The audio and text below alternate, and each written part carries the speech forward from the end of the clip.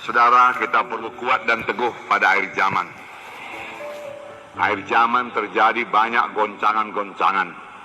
Bahkan hampir dalam segala bidang akan terjadi goncangan-goncangan.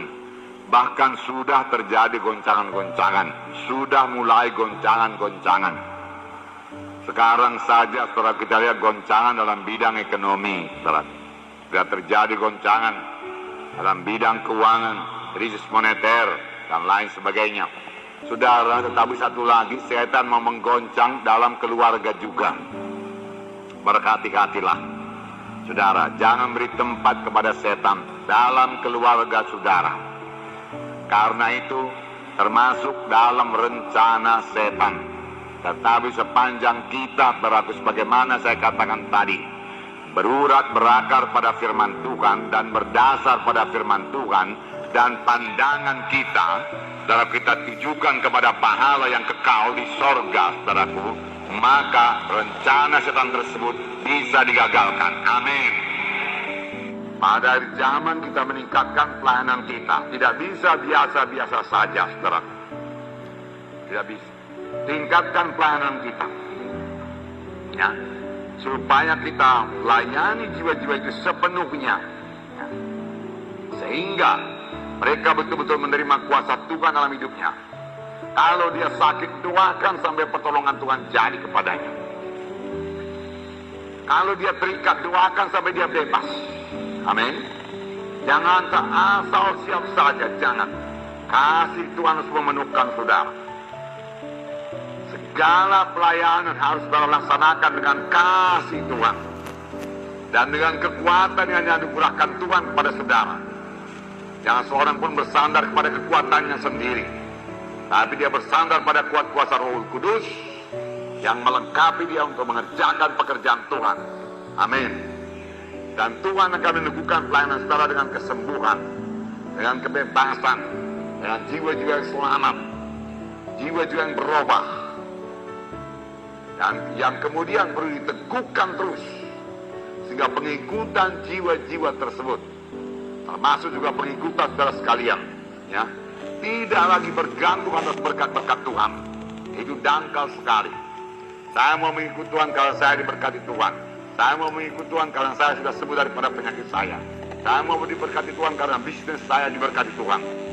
Saudaraku, bukan itu dasar mengikut Tuhan, bukan. Ya, berkat Tuhan yang Tuhan berikan kepada kita di dunia ini hanya sementara. Kesembuhan pun hanya sementara. Ya, hanya sementara. Ya. Mata kita harus kita tujukan kepada hal-hal yang kekal. Amin. Ya, pandang kepada hal-hal yang kekal. Saudara, kalau dalam mengikut Tuhan kita hanya berharap akan perkara-perkara di dunia ini saja, maka kitalah orang yang paling malang. Firman Tuhan berkata.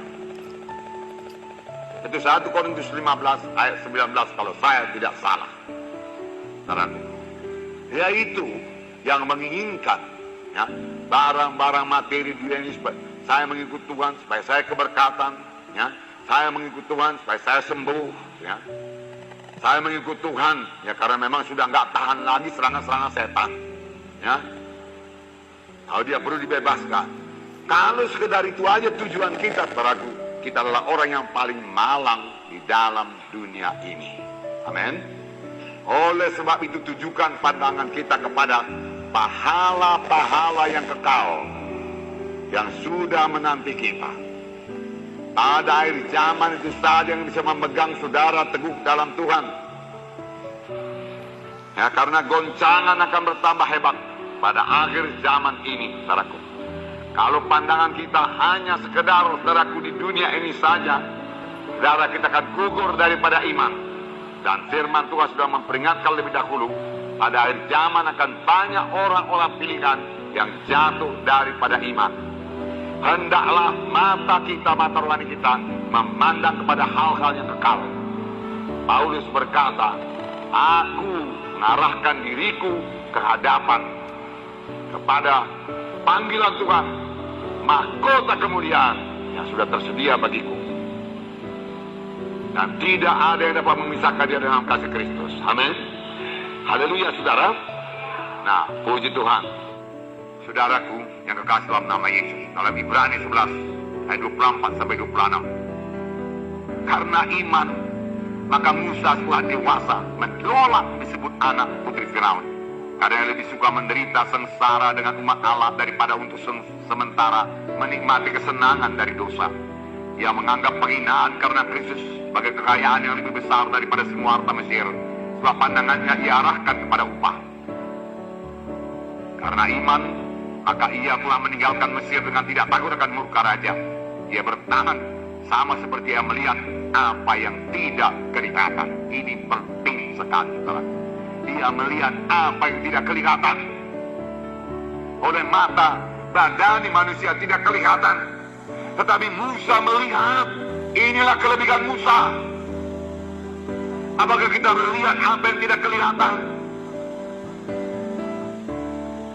Bukan mesti melihat, saudaraku, dalam penglihatan, tidak, tetapi terutama melihat dalam pengertian rohani saudara. Jika saudara berani mengambil keputusan, pelajaran bagi kita. Amin, saudara. Jangan jatuh bangun kembali kepada dosa yang lama.